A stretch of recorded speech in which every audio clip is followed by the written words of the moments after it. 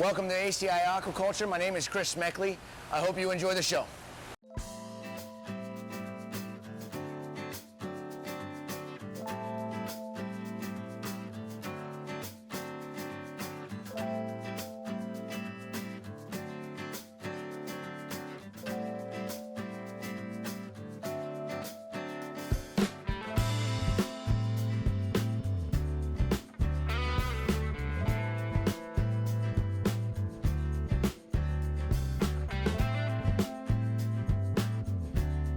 White Scopas tang here that did come from the Philippines from my buddy Barnett.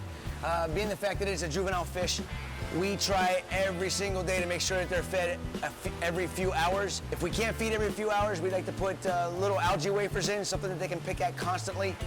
Juvenile fish tend to have to require more food, just like an infant, a human infant.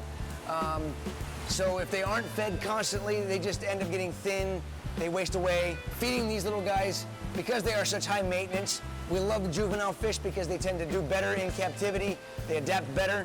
On a Zebrasoma, a 4-foot tank is usually fine for them. I always recommend you go bigger. Bigger is better. It's much easier to maintain a larger system than it is a smaller system. I don't recommend these for somebody that wants to put up a nano tank to put a couple of clownfish in. They should definitely be going with a 75-gallon aquarium or larger. As the fish grows, is going to need that to be able to continue to stay healthy. Plus, Zebrasomas, they can be a little aggressive in a smaller aquarium, and people end up bringing them back to the fish store. If they have the proper size aquarium from the beginning, they can enjoy the fish throughout its life. Temperature acclimation, as well as then once the fish get cut, the bags get cut open, we do not mix the water that the fish come in with our system. The other thing we try to do as best as possible is match the salinity. As hobbyists, you should always quarantine your fish. If you do not quarantine your fish, it can turn around and bite you in the rear end in the long run. Parasites like ick and flukes can be present anywhere.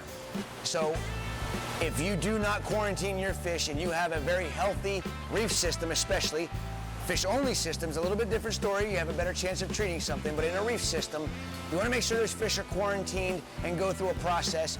Quick Cure is something I recommend everybody that is a hobbyist to have for their quarantine facility. Praziquantel is something else you can use, but most cases you're going to go with something called Pro. For other parasites like flukes, which Quick Cure does not take care of. And the other things that you want to make sure you take care of before the fish goes into your system would be something like an antibiotic, antibacterial, because you never know. If the fish has a parasite, there's an open wound there when that parasite falls off. So it is a possibility that a bacteria can set in. Bacteria is present in every fish aquarium. Whether or not the fish get it or whether it becomes an outbreak is going to be determined by whether or not the fish are properly quarantined before they go into your aquarium. So something that is always recommended by me, quarantine your fish. It's only going to be something that helps you in the long run.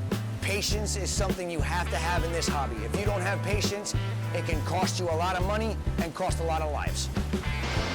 Once again, my name is Chris Meckley from ACI Aquaculture. What we recommend for tangs, recapping, is on a Zebrasoma, powder blue tangs, 4-foot and larger aquarium. The bigger the better.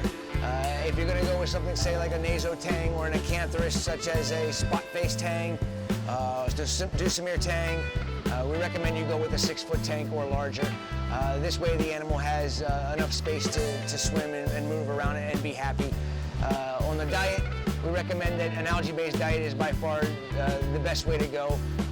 Juvenile tangs are going to be fed more frequently than adults. Just like an infant that you would have, a human infant, you got to make sure they're fed regularly or they will get very thin, and once they get too thin, they will not come back from that. And that's bad husbandry. You don't want to be known for that. We want to make sure that you have the healthiest animals possible. So if you have any other questions, please don't hesitate to recap or to comment on the video, and we'll get back to you with the best possible answer.